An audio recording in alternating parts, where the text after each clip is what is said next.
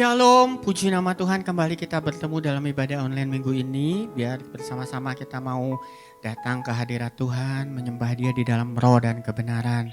Sebab Engkau Allah yang layak untuk kami sembah, sebab Engkau Allah yang layak untuk kami tinggikan ya Tuhan. Biar pagi hari ini Tuhan kami mau meninggikan Engkau, kami mau bersuka cita bersama-sama dengan para pasukan malaikat surgawi-Mu. Terima kasih Tuhan, kami siap memuji Engkau. Haleluya, amin. Puji nama Tuhan. Biar langit dan bumi memuji Tuhan bersama-sama kita pagi hari ini. Yes.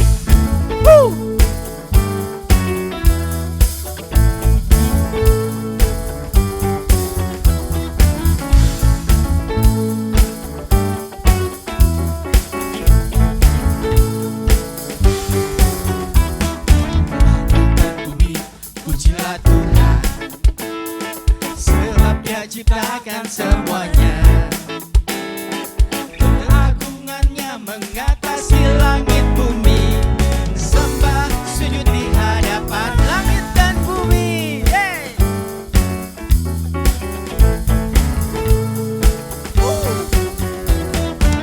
Langit dan bumi, pujilah Tuhan, sebab Dia ciptakan semuanya. Keagungannya mengatasi langit bumi. Sembah sujud di hadapan. Ku puji, ku sembah, ku puji, ku sembah Yesus Kristus Sang Penebusku. Ku puji, ku sembah, ku puji, ku sembah Yesus Tuhan dan Rajaku. Langit dan bumi pujilah Tuhan. Haleluya. Langit dan bumi, pujilah Tuhan, sebab Dia ciptakan semuanya. Keagungannya mengatasi langit bumi. Sembah sujud di hadapan. Ku puji, ku sembah, ku puji, ku sembah Yesus Kristus Sang Penebusku. Ku puji, ku sembah, ku puji, ku sembah Yesus Tuhan dan Rajaku. Ku puji, Ku puji, ku sembah, ku puji, ku sembah Yesus Sang Penebusku. Ku puji, ku sembah, ku puji, ku sembah Yesus Tuhan dan Rajaku. amin. Haleluya. Amin.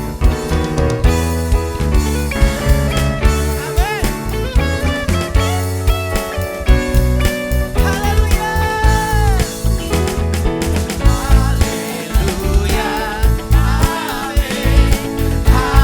Haleluya, amin. Haleluya, amin. Haleluya, amin. Haleluya, Haleluya.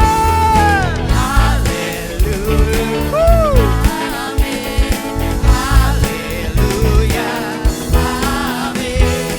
Haleluya, amin. Haleluya, amin. Puji. Puji, ku sembah, ku puji, ku sembah Yesus Kristus Sang Penebusku. Ku puji, ku sembah, ku puji, ku sembah Yesus Tuhan dan Rajaku. Ku puji. Ku puji, ku sembah, ku puji, ku sembah Yesus Kristus Sang Penebusku. Ku puji, ku sembah, ku puji, ku sembah Yesus Tuhan dan Rajaku. Yesus Tuhan dan Rajaku. Yesus Tuhan dan Rajaku. Amin. Haleluya. Yes. Haleluya. Terima kasih Tuhan. Ajar kami mengerti segala rencana-Mu Tuhan. Ajar kami mengerti hidup kami Tuhan. Ini rindu kami ya Bapa. Ajar kami berserah padamu ya Tuhan.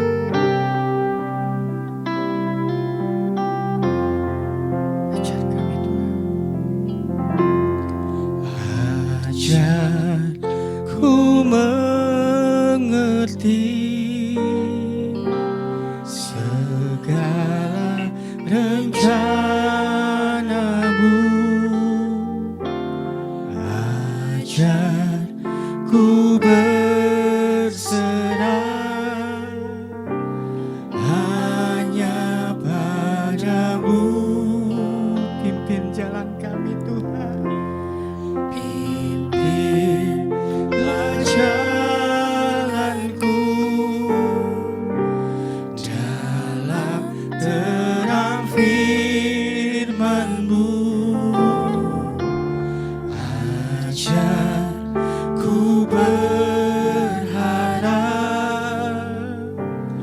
hanya padamu. Bapa, Engkau ajaib ya Tuhan. Bapakku, amin Tuhan. Ajar segala rancangan-Mu, Tuhanku. Heran perbuatan-Mu, Engkau sanggup ya Tuhan. Engkau sanggup mengadakan segala yang ku perlukan, menurut kehendak-Mu terjadilah. Ajar kami mengerti rencana-Mu Tuhan. Ku mengerti segala rencana-Mu. Ajar ku berserah hanya padamu. Pimpin jalan kami. Pimpinlah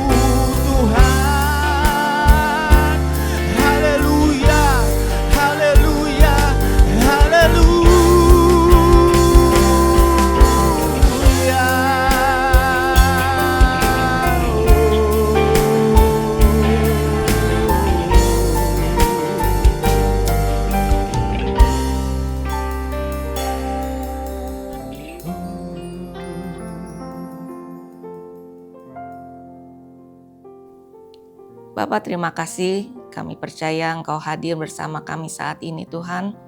Kami mengucap syukur buat semua kebaikan dan kemurahan-Mu, sehingga saat ini kami boleh datang beribadah kepadamu. Tuhan, urapi hamba-Mu untuk menjadi saluran berkat buat kami semua, biar firman-Mu Tuhan boleh meneguhkan kami, memerdekakan kami, memberi kekuatan dan pengharapan yang baru.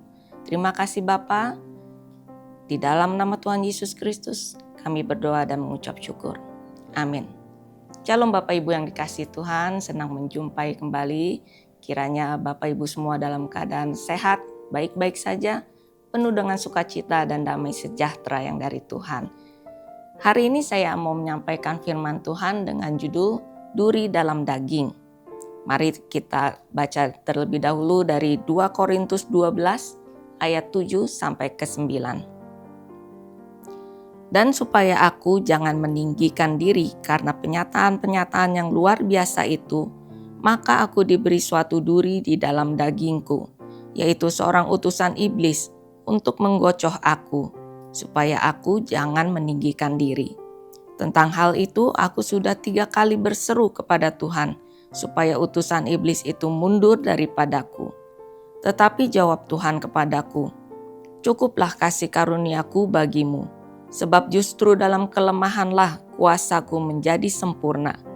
Sebab itu terlebih suka aku bermegah atas kelemahanku, supaya kuasa Kristus turun menaungi aku. Bapak Ibu, Paulus adalah seorang rasul yang luar biasa. Dia mendapat penyataan-penyataan yang spesial, yang khusus dari Tuhan. Dia juga dipercaya untuk menjangkau jiwa-jiwa di luar orang Yahudi. Dia banyak mendirikan jemaat di mana-mana dan dia juga merupakan rasul yang paling banyak menulis surat kepada jemaat-jemaat. Di balik semua kehebatannya itu, Paulus mengatakan bahwa dia diberi duri dalam dagingnya.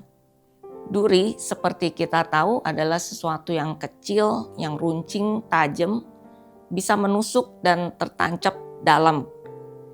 Umumnya memang tidak mematikan, cukup untuk bikin sakit, nyeri, dan juga mengganggu. Kalau parah mungkin bisa bengkak atau infeksi. Dan bayangkan aja kalau kita harus beraktivitas, melakukan ini itu dengan duri yang tertancap, misalnya di telapak kaki atau di tangan kita, tentu itu akan menyakitkan dan mengganggu aktivitas kita. Duri dalam daging yang Paulus maksudkan di sini menggambarkan hal seperti itu. Tapi ini merupakan satu istilah yang menggambarkan situasi kondisi yang kita alami itu benar-benar membuat kita terganggu, membuat kita susah, menderita, tersiksa. Karena dia sering muncul, sering timbul lagi, lama-lama ini bikin kita kewalahan. Dan karena muncul lagi, itu tentu mempengaruhi emosi kita, pikiran kita, produktivitas kita, dan menghambat keseharian kita. Segala macam bisa jadi duri dalam daging buat kita. Tentu duri dalam daging saya berbeda dengan duri dalam daging Bapak Ibu. Bisa merupakan masalah fisik, kelemahan tubuh, atau penyakit kronis. Bisa juga mungkin orang-orang di sekeliling kita, di sekitar kita yang punya hobi itu sepertinya nyusahin, bikin kita kesel, ngajak ribut, ngeyel gitu ya. Atau mungkin lingkungan yang memusuhi kita, menindas kita, merugikan kita. Atau bisa juga hal-hal kecil, hal-hal sepele sehari-hari yang sepertinya merongrong kehidupan kita, mengganggu kita, sehingga kita harus tarik napas panjang dulu, tenang, sabar gitu ya. Jadi walaupun Paulus tidak secara spesifik mengatakan apa sebenarnya yang dia maksud dalam duri dalam dagingnya itu, dia cuma bilang bahwa itu adalah utusan iblis yang menggocoh dia, yang ngerjain dia, yang bikin dia susah dan menderita. Paulus memohon kepada Tuhan untuk melepaskannya dari duri dalam daging itu. Tapi Tuhan menolaknya. Dan alasannya yang pertama Bapak Ibu, supaya tetap rendah hati.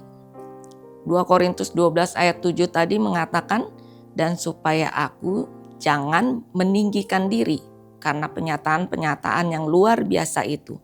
Maka aku diberi suatu duri di dalam dagingku, yaitu seorang utusan iblis untuk menggocoh aku, supaya aku jangan meninggikan diri.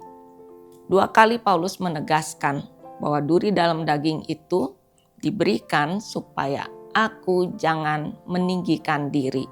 Duri itu membuatnya tetap rendah hati, tidak meninggikan diri, tidak membesarkan diri, tidak menyombongkan dirinya. Setelah dia mendapat penyataan-penyataan hikmat dan pengalaman yang luar biasa dengan Tuhan.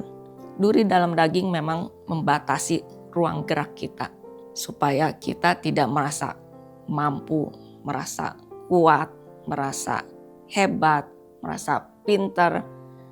Tidak. Supaya kita tidak mengandalkan diri kita sendiri.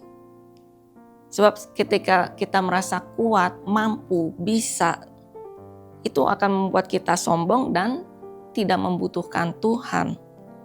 Dalam Yakobus 4 ayat 16, tetapi sekarang kamu memegahkan diri dalam congkakmu, dan semua kemegahan yang demikian adalah salah. Orang sombong akan bertindak menurut hikmatnya sendiri, kehendaknya sendiri, bukan menurut hikmat dan kehendak Tuhan. Dia akan berjalan kemana yang ia pandang baik, dan tidak berjalan menurut arahan atau pimpinan Tuhan. Hati-hati Bapak Ibu, jangan sampai kita tanpa sadar meninggikan diri dan melupakan kebaikan pertolongan Tuhan. Duri dalam daging mengajar kita untuk rendah hati, supaya menyadarkan kita bahwa kita itu belum sempurna, masih banyak kelemahan. Mengajar kita untuk bergantung kepada Tuhan dan menyadarkan kita bahwa kita ini bukannya Superman yang bisa mengatasi segala-galanya. Kita butuh Tuhan dan tidak ada masalah yang bisa kita selesaikan sendiri tanpa bantuan Tuhan. Mengajar kita juga untuk mempercayakan semuanya kepada Tuhan, sambil menyadarkan juga bahwa Tuhanlah yang berdaulat, Tuhanlah yang berkuasa dan pegang kendali. Siapakah kita sehingga kita berani menyombongkan diri kita? Bukankah kita hanya manusia yang serba terbatas, yang punya banyak kelemahan? Alasan kedua Bapak Ibu, karena kasih karunia-Nya cukup. Seringkali saat kita mengalami ketidaknyamanan, kesusahan, penderitaan, atau gangguan yang berkepanjangan, kita akan merasa kewalahan, tidak sanggup, dan ingin bebas tentunya. Paulus juga begitu. Dia sampai memohon Tuhan 3 kali untuk dibebaskan dari duri dalam dagingnya itu. Paulus merasa kesiksa dan dia sudah capek menghadapi semua itu. Dalam 2 Korintus 12 ayat 9a, tetapi jawab Tuhan kepadaku, cukuplah kasih karuniaku bagimu, sebab justru dalam kelemahanlah kuasaku menjadi sempurna. Kalau menurut Kamus Besar Bahasa Indonesia, cukup itu berarti dapat memenuhi kebutuhan, lengkap atau genap, sudah memadai, tidak perlu ditambah lagi, tidak kekurangan. Cukuplah kasih karuniaku berarti Tuhan memandang Tuhan tidak perlu menambahkan atau mengurangi kasih karunia yang sudah Dia berikan. Dia memberikannya kepada kita masing-masing dengan ukuran yang pas. Dalam Efesus 4 ayat 7 dikatakan, tetapi kepada kita masing-masing telah dianugerahkan kasih karunia menurut ukuran pemberian Kristus. Apapun yang kita hadapi, seberat apapun itu, percayalah, bahwa kasih karunia Tuhan cukup bagi kita. Dalam 1 Petrus 2 ayat 19, sebab adalah kasih karunia jika seorang karena sadar akan kehendak Allah menanggung penderitaan yang tidak harus ia tanggung. Jadi sekalipun kita harus menanggung penderitaan, kesusahan ataupun duri dalam daging itu yang bukan karena kesalahan kita tetapi atas kehendak Tuhan, Tuhan katakan itu adalah kasih karunia-Nya. Dan kasih karunia-Nya itu cukup bagi kita untuk bisa menanggungnya, untuk bisa menghadapinya. Dan apabila kita merasa lemah, tidak berdaya, tidak mampu, mari kita hampiri tahta Tuhan dan memohon belas kasihan-Nya. Dalam Ibrani 4 ayat 16, sebab itu marilah kita dengan penuh keberanian menghampiri tahta kasih karunia, supaya kita menerima rahmat dan menemukan kasih karunia untuk mendapat pertolongan kita pada waktunya. Pertolongan kita hanya dari Tuhan saja. Kekuatan, pengharapan kita hanya pada Tuhan. Oleh sebab itu kita cari Tuhan, hampiri tahta kasih karunia-Nya. Maka kita akan menerima rahmat atau God's mercy, belas kasihan yang dari Tuhan. Kita akan menemukan kasih karunia Tuhan. Kita akan mendapatkan pertolongan yang tepat waktu. Dan Tuhan akan memampukan kita untuk bisa hidup berdampingan dengan duri dalam daging itu tanpa kita menjadi kecewa dan meninggalkan Tuhan. Lalu alasan ketiga, kuasa Kristus nyata. Dalam 2 Korintus 12 ayat 9b, sebab itu terlebih suka aku bermegah atas kelemahanku, supaya kuasa Kristus turun menaungi aku. Duri dalam daging memang bertujuan untuk melemahkan kita, supaya semata-mata kita bergantung sepenuhnya kepada Tuhan, mengandalkan Tuhan.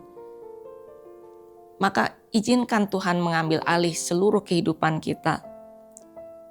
Biar Dia nyatakan kebesarannya, kedaulatannya, kuasanya di dalam kehidupan kita.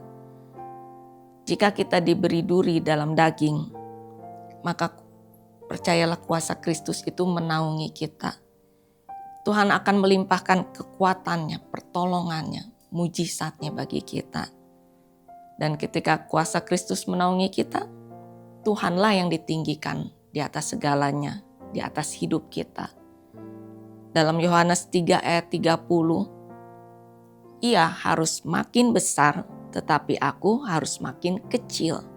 Kecil di sini berarti menyadari bahwa kita ini bukan siapa-siapa. Kita tidak bisa apa-apa. Tuhanlah yang besar. Dialah yang berdaulat. Dialah yang berkuasa dan ditinggikan di atas segala-galanya. Semua keberhasilan kita, kelimpahan, segala yang ada pada kita, semua itu adalah anugerah Tuhan, kebaikan Tuhan. Bukan hasil usaha kita sendiri, bukan karena kita mampu, kita hebat. Makanya Paulus berkata, ia lebih suka bermegah atas kelemahannya supaya kuasa Kristus turun menaunginya.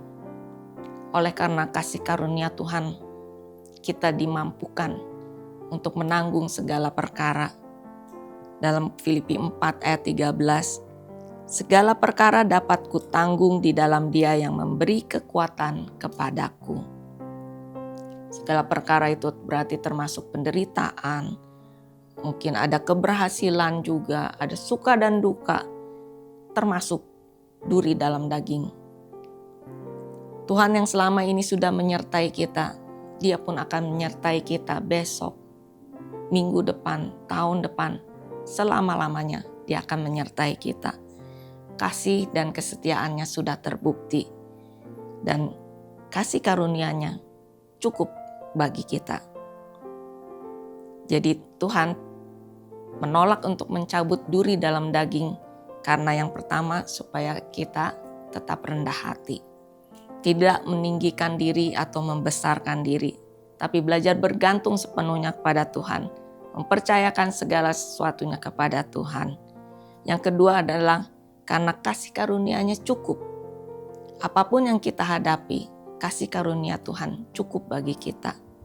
Kita hampiri tahta Allah untuk menerima belas kasihan, kasih karunia dan pertolongannya.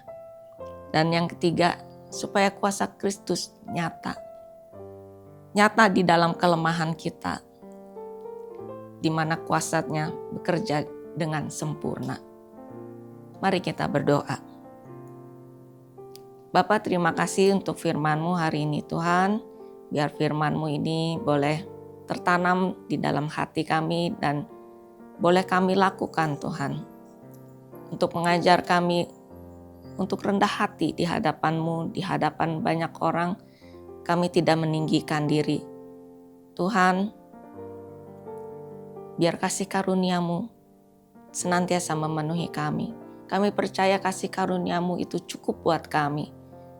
Apapun pergumulan yang kami hadapi saat ini, ada Engkau Tuhan yang memberikan kekuatan. Dan Tuhan yang mampukan kami untuk melewati semuanya ini bersama-sama dengan Engkau. Terima kasih Bapa. Biar kuasa-Mu dinyatakan lebih lagi dan lebih lagi. Biar kami semakin kecil dan Engkau yang semakin besar. Engkau yang ditinggikan di atas segalanya. Terima kasih Bapa.